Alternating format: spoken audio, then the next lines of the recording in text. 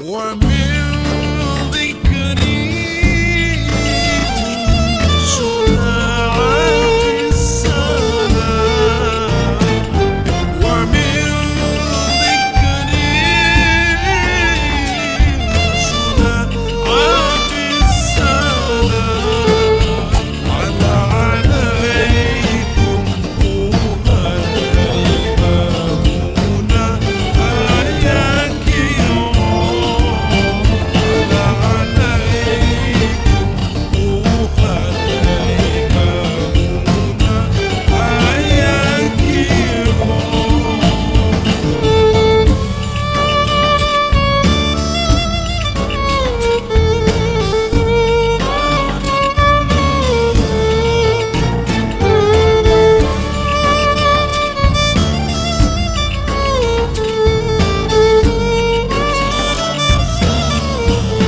أعوذ بالله من الشيطان الرجيم. بسم الله الرحمن الرحيم. إن الله وملائكته يصلون على النبي يا أيها الذين آمنوا صلوا عليه وسلموا تسليما. Assalamualaikum warahmatullahi wabarakatuh. Allahu Akbar, Allahu Akbar, Allahu Akbar, Allahu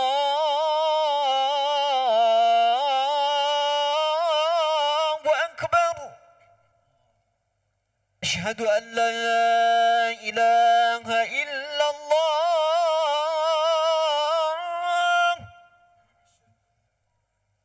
أشهد أن لا إله إلا الله.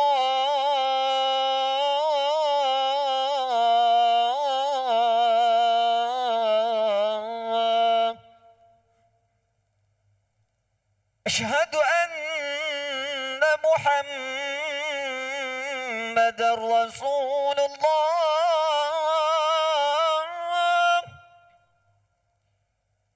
أشهد أن محمد رسول الله.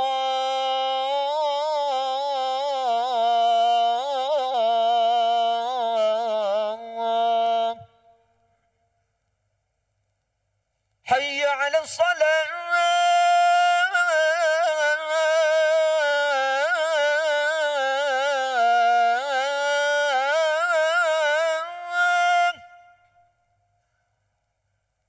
حي على الصلاة.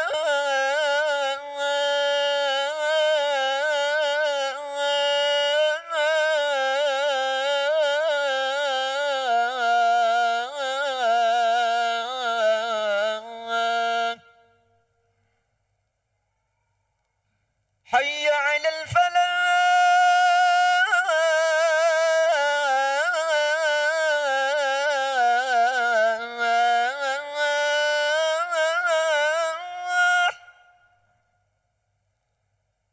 حي على الفلاح.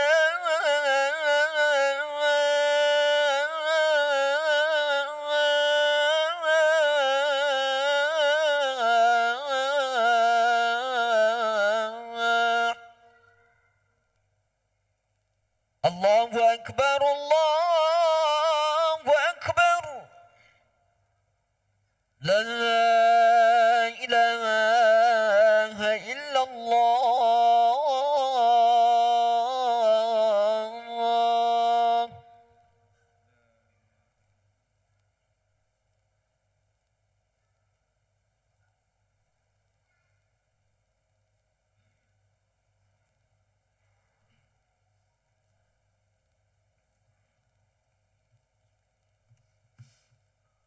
Innal hamdalillah nahmaduhu wa nasta'inuhu wa nastaghfiruh wa na'udzu bihi min shururi anfusina wa min sayyiati a'malina. Man yahdihillahu fala mudilla lahu wa man yudlilhu falan tajida lahu waliyyan mursyida. Asyhadu an la ilaha illallah wahdahu la syarikalah وأشهد أن محمدا عبده ورسوله لا نبي بعده صلى الله عليه وعلى آله وأصحابه ومن تبعهم واقتدى بهديهم بإحسان إلى يوم القيامة أما بعد فيا أيها المسلمون أوصيكم ونفسي بتقوى الله فقد فاز المتقون قال الله تعالى في كتابه الكريم أعوذ بالله من الشيطان الرجيم والفجر وليال عشر والشفع والوتر والليل إذا يسر وقال تعالى وأذن في الناس بالحج يأتوك رجالا وعلى كل ضامر يأتين من كل فج عميق ليشهدوا منافع لهم ويذكروا اسم الله في أيام معلومات على ما رزقهم من بهيمة الأنعام فكلوا منها وأطعموا البائس الفقير صدق الله العظيم. Kaum muslimin, jemaah salat Jumat, hafizakumullah wa ra'akum. Alhamdulillah, tidak henti-hentinya kita memuji Allah, bersyukur kepadanya, karena juga tidak pernah putus nikmat Allah kepada kita. Dan nikmat yang Allah berikan kepada kita tak bisa kita hitung saking banyaknya, dan tidak bisa kita nilai saking mahalnya harganya. Tapi Allah tidak perintahkan kita untuk menghitungnya, tetapi Allah perintahkan kita untuk mensyukuri nikmat-nikmat itu. Alhamdulillah, kembali Allah kumpulkan kita di tempat yang mulia ini, yaitu rumah Allah. Kemudian di hari yang sangat mulia ini, kemudian juga untuk ketahui kita juga sekarang berada di bulan yang sangat mulia. Kita berada sekarang di bulan Zulqa'dah. Bulan ini adalah bulan yang sangat istimewa. Dan beberapa hari lagi kita akan memasuki bulan Zulhijjah. Diperkirakan hari Senin akan jatuh tanggal 1 Zulhijjah. Maka Zulqa'dah, Zulhijjah ini adalah bulan istimewa. Dua keistimewaan yang Allah berikan. Pertama sekali, Zulqa'dah ini adalah Allah berikan keistimewaan sebagai bulan haji. Begitu juga Zulhijjah. Di dalam Al-Quran Allah mengatakan Al-Hajju ashhurum ma'lumat. Ibadah haji itu dilaksanakan pada bulan-bulan yang telah ditentukan. Maka penentuan waktu pelaksanaan haji itu hanya semata-mata dari Allah Subhanahu wa taala. Maka manusia tidak bisa intervensi dan manusia tidak bisa ngatur. Walaupun sekarang antrian haji sangat panjang sekali. Sebagian daerah kalau mendaftar kita hari ini mungkin 40 tahun yang akan datang baru dia dapat porsi dan kesempatan. Tapi bisakah ada istihad? Karena saking panjangnya antri. Ada pendapat umpamanya haji itu kita buat setiap bulan untuk mengurai antri ini. Tidak bisa. Kenapa? Karena waktunya sudah Allah tentukan. Ini pertama. Yang kedua, bulan Zulqa'dah, Zulhijjah ini Allah istimewakan sebagai bulan haram.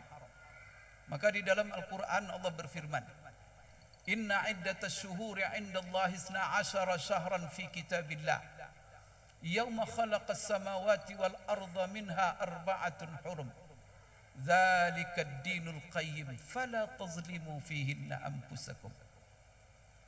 Allah berfirman, sesungguhnya hitungan bulan dalam setahun adalah 12 bulan. Mungkin kita bertanya, apa perlunya Allah menjelaskan satu tahun itu 12 bulan? Memang tak tahu manusia bahwa 12 bulan. Kalau kita tahu dengan sejarah kalender ini, maka macam-macam dulu ketika Quran diturunkan, umat manusia di dunia ini macam-macam membuat jumlah bulan dalam setahun. Bahkan bulan Masehi itu pertamanya adalah hanya 10 bulan. Maka kata Desember itu nomor 10. Kemudian kata November itu adalah nomor 9. Maka itu kan yang membuat kalender itu pertama dulu orang-orang Romawi. Maka bulan pertama mereka dulu Maret. Jadi mulai Maret itu adalah awal. Desember adalah 10. Orang-orang jahiliyah ada juga membuat jumlah bulan 16 bulan setahun. Ada pula mereka yang membuat jumlah setahun itu hanya 8 bulan. Begitulah seterusnya. Turun ayat. Sesungguhnya hitungan bulan dalam setahun adalah 12. Kemudian didukung pula oleh perkembangan ilmu pengetahuan seperti ilmu astronomi dan ilmu falak. Maka sekarang tak ada lagi orang yang berani membuat setahun itu adalah 13 bulan. Karena itu adalah bertentangan dengan fakta ilmiah. Maka kemajuan teknologi, sains itu semuanya mendukung fakta Al-Quran. Apa hubungannya bahwa Zulqa'dah, Zulhijjah ini bulan haram? Maka Allah katakan sesungguhnya hitungan bulan dalam setahun itu 12. Dan itu Allah tetapkan semenjak Allah menciptakan langit dan bumi. Kemudian di antara 12 itu minha arba'ah. Arba'ah itu artinya 4. Hurum. Hurum itu jamak daripada haram. Di antaranya 4 sebagai bulan-bulan haram. Jadi siapa yang menetapkan 4 sebagai bulan-bulan haram? Adalah Allah Subhanahu wa ta'ala sendiri. Kalau Allah yang sudah menetapkan, maka kita orang yang beriman hanya bisa mengatakan sami'na wa ata'na. Apa 4 bulan haram itu? Dijelaskan oleh Rasulullah SAW. Rasulullah menjelaskannya ketika dia menyampaikan khutbah wada. Ketika itu beliau sedang haji. Haji beliau cuma sekali. Haji pertama dan haji terakhir. Karena setelah 3 bulan beliau haji, beliau pun dipanggil oleh Allah Subhanahu wa ta'ala. Maka kesempatan haji itu beliau berkhutbah di Arafah. Maka salah satu konten daripada khutbah beliau menjelaskan 4 bulan haram. Apa kata beliau dalam khutbahnya? As-sanatu 12 syahra minha arba'atun hurum salasun mutawaliyat wa wahidun fard. Salasun mutawaliyat Zulqa'dah, Zulhijjah wa Muharram wa wahidun fard Rajab Mudhar bainal Jumada wa Sya'ban. Begitu Rasulullah mengurut. Ingat oleh kalian, kata Rasulullah dalam khutbahnya, setahun itu adalah 12 bulan. Kemudian di antara 12 itu ada 4 sebagai bulan haram. Apa yang 4 itu? 3 letaknya serangkai, kata Rasulullah. Lalu Rasulullah menghitungnya, Zulqa'dah, Zulhijjah, Muharram. 1 yang pisah, yaitu bulan Rajab. Kemudian dalam ayat itu Allah mengingatkan, apabila kita diizinkan oleh Allah hidup sampai kepada bulan haram tersebut. Sekarang kita lagi di bulan haram ini. Jangan sampai kita ketika melalui hari-hari dan waktu-waktu sepanjang tahun, jangan disamakan saja. Ini hari Jumat tak sama dengan hari-hari lain. Nah, kalau ada pejabat ingin rapat hari Jumat, pasti dia ukur. Maka dia akan rapat cuma sampai jam 11. Atau dia tidak buat rapat hari Jumat. Kenapa? Karena dia tahu hari Jumat adalah jadwal solat Jumat. Maka hari waktu tak sama. Jangan datar saja. Maka kita harus mengetahui fungsi waktu dalam setiap saat yang kita lalui. Maka ada Allah melebihkan setiap hari waktu-waktu. Maka waktu yang perlu kita jaga, kata Allah dalam Al-Quran, setiap hari yang kita lalui waktu solat. Sengaja Allah mengingatkan kita. Apa kata Allah? Hafizu ala salawati was salatil wusta. Jaga oleh kalian waktu-waktu salat. Khususnya adalah salat wusta. Kemudian setiap minggu ada pula hari yang paling mulia, Jumat. Maka Allah khusus berfirman dalam Al-Quran, Ya ayyuhalladzina amanu idza nudiya lis-salati min yaumil jum'ah fas'au ila dzikrillah. Maka sehingga dalam Quran itu ada surat khusus namanya surat Jumat. Sepanjang tahun ada bulan yang mulia. Bulan yang paling mulia adalah bulan Ramadan. Alhamdulillah kita sudah lalui. Tetapi bulan yang mulia bukan hanya Ramadan, tetapi ada lagi bulan-bulan haram namanya. Maka bulan haram itu ada 4. Zulqa'dah hitungannya mulai. Inilah kita di bulan Zulqa'dah. Setelah itu Zulhijjah. Setelah itu Muharram. Maka 3 bulan serangkai ini adalah bulan haram. Apa pesan Allah Subhanahu wa ta'ala kepada kita ketika kita berada di bulan haram? Coba dengarkan. Fala tazlimu fihinna anfusakum. Kalau kalian berada di bulan-bulan haram itu, Jangan kalian sampai berbuat maksiat di bulan-bulan itu. Mungkin di antara kita bertanya, Pak Ustadz, yang namanya maksiat kan bukan haram di bulan haram saja. Kan sepanjang tahun. Di mana saja yang namanya haram, haram. Ingat, apabila sesuatu yang haram kapan saja, di mana saja haram. Lalu Allah ingatkan, jangan kau buat yang haram itu di tempat ini. Dan jangan kau buat di waktu ini. Berarti kalau kita lakukan juga, maka dosanya berlipat ganda. Oleh karena itu Allah mengingat, kalau ada orang korupsi 1 juta di bulan Syawal, korupsi di 1 juta di bulan Zulqa'dah, volume korupsinya sama, tapi samakah dosanya? Tidak. Maka kata ulama, 2 kali lipat dosanya. Pertama dosa korupsinya, yang kedua dosa menodai kesucian bulan haram itu sendiri. Karena arti dari bulan haram itu seperti kita menyebut tanah haram. Waduh, jemaah haji pergi ke tanah haram. Apa arti tanah haram? Ke tanah suci. Maka ada tanah haram, tanah suci. Ada bulan haram, bulan suci. 4 bulan suci. Berarti dalam agama kita 5 bulan suci. Maka kalau kita berada di bulan-bulan ini, jaga diri kita. Ramadan, Zulqa'dah, Zulhijjah, Muharram, Rajab. Maka apabila kita berbuat dosa di bulan-bulan ini, Allah akan lipat gandakan. Maka Allah kepengen supaya kita menjaga kesucian ini dengan 2 hal. Pertama, hindari dosa-dosa. Yang kedua, perbanyak amal soleh. Maka Allah juga berjanji, siapa yang melakukan amal soleh di bulan-bulan haram tersebut, maka Allah juga lipat gandakan pahalanya. Maka berarti apa? Sisi yang penting kita ketahui dan Allah tekankan selalu larangan. Sebelum Allah menekankan perintah. Maka ini kata ulama, jadi kalau kita ini mau selamat hidup, mau bahagia, maka harus selalu unsur takhliyah dulu sebelum tahliyah. Maka kapan rumah kita itu bahagia kita melihatnya? Kalau ada di antara kita membangun rumah baru, selesai rumah baru itu dibangun, kemudian dia ingin memperindah rumah itu dengan berbagai macam perabot, dengan berbagai macam ornamen. Apa yang harus dia lakukan? Maka dia pasti sebelum dia masukkan perabot ke rumahnya, dia bersihkan dulu rumah itu dari seluruh kotoran, dari seluruh sampah-sampah. Baru nanti dia masukkan perabot-perabot dan ornamen-ornamen yang indah. Baru nanti indah kelihatan rumah itu. Coba bayangkan, kalau bapak membangun rumah baru, setelah saya dibangun banyak sekali sampah menumpuk, kotoran menumpuk, lalu dimasukkan perabot-perabot ke dalamnya. Kira-kira gimana rumah itu? Kosongkan dia dulu dari kotoran. Buang sampah-sampahnya dulu. Maka adalah satu hal yang mengherankan zaman sekarang.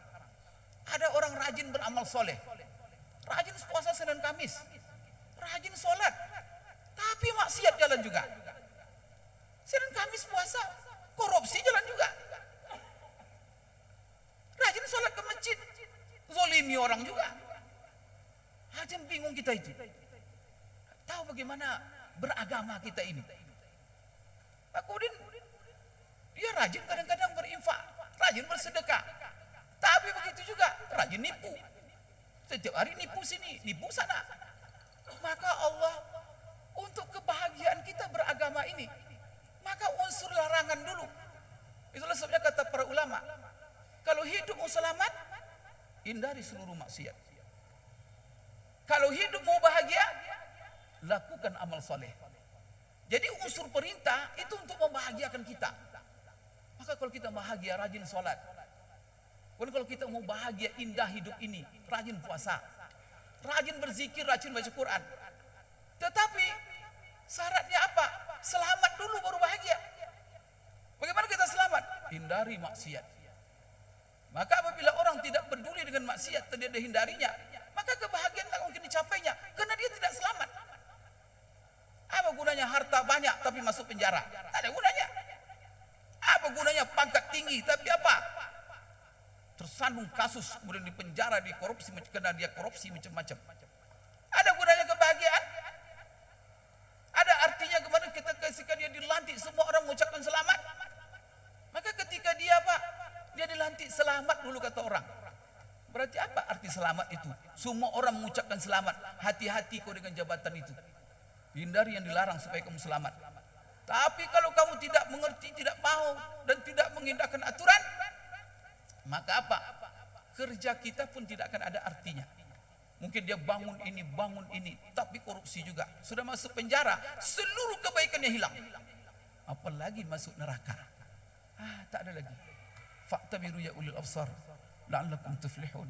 Aqulu qouli hadza wa astaghfirullah li wa lakum wa lisa'il muslimin fastaghfiru innahu huwal ghafurur rahim.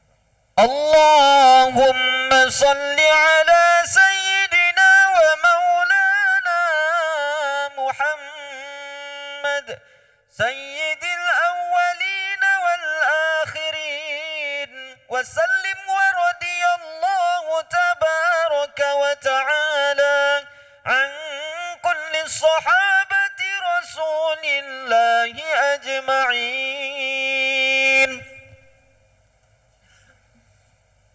Alhamdulillahilladzi hadana lihada wa ma kunna linahtadiya laula an hadana Allah. Asyhadu an la ilaha illallah wahdahu la syarikalah wa asyhadu anna Muhammadan abduhu wa rasuluh la nabiyya ba'da. Sallallahu alaihi wa ala alihi wa sahbihi wa man tabi'ahum bi ihsanin ila yaumil qiyamah, amma ba'd. Fa ya ayyuhal muslimun usikum wa nafsi bi taqwallah faqad fazal muttaqun. Qala Allah Ta'ala fi kitabihil karim, a'udzu billahi minasy syaithanir rajim, wal fajri wa layalin 'ashr wasyafa'i wal watr wal laili idza yasr. Bapak-bapak jemaah Jumat rahimakumullah, satu hal yang ingin saya ingatkan. Hari Senin kita akan memasuki tanggal 1 Zulhijjah. Ada hari yang paling istimewa yang Allah katakan dalam Al-Quran yang kita lalui sepanjang tahun, yaitu 10 hari pertama bulan Zulhijjah. Maka apabila kita ditakdirkan Allah hidup di waktu itu, maka apa kata Rasulullah sallallahu alaihi wasallam? Ma min ayyamin al-amalu salihu fihinna ahabbu ila Allah min hadhihi al-ayyamil 'ashr. Tidak ada amal saleh yang paling dicintai Allah kita lakukan di satu waktu kecuali amal saleh yang kita lakukan di 10 hari pertama bulan Zulhijjah. Saking pentingnya hari ini dijadikan oleh Allah sebagai alat sumpahnya dalam surah Al-Fajr, wal fajri wal layalin 'ashr wasyaf'i wal watr, demi fajar dan demi 10 hari dan demi hari yang genap dan demi hari yang ganjil. Apa ini maksud demi 10 hari yang Allah bersumpah dengannya? Ulama tafsir menjelaskan itu adalah 10 hari pertama bulan Zulhijjah. Apa yang dimaksud dengan hari genap? Hari genap itu adalah hari yang ke-10. Apa yang dimaksud dengan hari ganjil? Hari ganjil itu adalah hari Arafah. Oleh karena itu apa amal yang perlu kita lakukan? Jangan lupa, rugi kita. Karena keistimewaan waktu tidak akan ada artinya bagi kita kalau seandainya tidak kita isi dengan amal. Ya, masjid ini tempat mulia. Kalau ada orang masuk masjid tak beramal, dia masuk masjid cuma untuk mendinginkan badan, untuk menikmati AC-nya, tak ada gunanya. Masuk masjid dia untuk baring-baring saja, keluar dia ada keistimewaannya? Tidak. Tapi kalau dia masuk masjid untuk iktikaf, dia masuk masjid untuk sholat, masuk masjid untuk berzikir dan berdoa, baru keistimewaan masjid itu akan diraihnya. Begitu juga waktu-waktu yang kita lalui, kalau seandainya tidak kita isi dengan amal, maka percuma. Oleh karena itu 10 Zulhijjah bersumpah Allah. Kemudian bersumpah lagi Allah dengan hari yang genap, hari yang ke-10. Hari ke-10 itu adalah salat Idul Adha. Tapi amalan puncak yang paling dicintai Allah pada hari itu adalah ibadah korban. Maka jangan sampai di antara kita yang punya duit sanggup beli seekor kambing di hari-hari itu tidak berkorban. Sampai Rasulullah mengatakan, man kana lahu sa'atun falam yudhahi fala yaqrabanna musallana. Siapa yang diberikan kelapangan rezeki lalu tak mau dia berkorban, sudah usah dia hadir salat Idul Adha bersama kami. Begitulah. Kenapa? Karena ibadah puncak yang paling mulia pada hari itu bagi kita yang tidak haji adalah ibadah korban. Maka jangan lupa kita dari 1 Zulhijjah kalau bisa sampai 10 Zulhijjah kita puasa. Maka 1, kalau tidak bisa puasa tanggal 1 sampai tanggal 10, Puasalah Nabi Daud, sehari puasa, sehari tidak. Kalau tidak bisa juga, puasa Senin Kamis. Kalau tak bisa juga, minimal puasa 9 Zulhijjah. Karena itu adalah puasa Arafah. Ulama sepakat mengatakan semuanya, puasa sunat yang paling mulia adalah puasa Arafah. Tak juga sanggup, minimal tanggal 10 paginya menjelang berangkat sholat Idul Adha. Oleh karena itu subuh Idul Adha jangan ngopi dulu, maka puasa. Tahan dulu, maka kita puasa, berangkat sholat Idul Adha, selesai kita nanti sholat dan khutbah.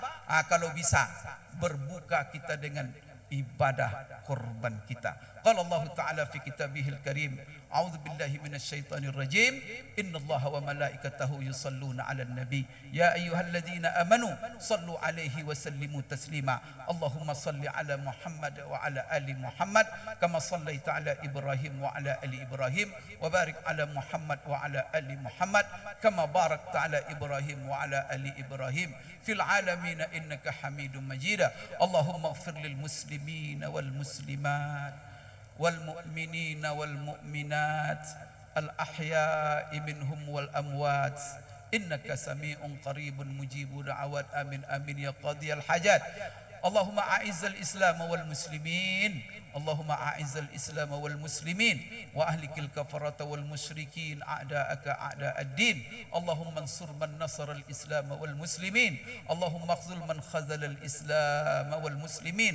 اللهم اجعل حج من حج منا هذا العام، اللهم اجعل حجهم حجا مبرورا وسعيهم سعيا مشكورا وذنبهم ذنبا مغفورا وتجارتهم تجارة لن تبورا وعملهم عملا صالحا مقبولا يا أرحم الراحمين. ربنا آتنا في الدنيا حسنة وفي الآخرة حسنة وقنا عذاب النار. عباد الله إن الله يأمر بالعدل والإحسان وإيتاء ذي القربى وينهى عن الفحشاء والمنكر والبغي يعظكم لعلكم تذكرون ولذكر الله أكبر والله يعلم ما تصنعون وأقيموا الصلاة.